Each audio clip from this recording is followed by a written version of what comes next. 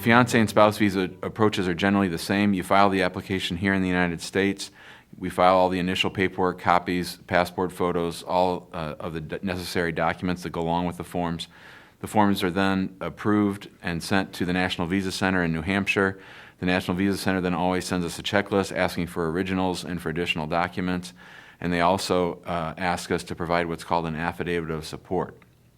An affidavit of support is a document that the person who's sponsoring the spouse or family member to come from overseas to promise to the government that if that person ever goes on the government dole, that person, the sponsor, will pay the government back. And that's to make sure that people that come to the United States aren't a burden on the tax rolls and on the social safety net that's already in existence for people in America. So after you get the affidavit of support signed, after you provide all the original documents to the National Visa Center, after your spouse has gone or your fiancé has gone around to the police station to make sure that they have proof that they are a person of good moral character and lack a criminal record. Once all that stuff's packaged together, then and only then, the National Visa Center will send the case out to the particular embassy for adjudication and interview.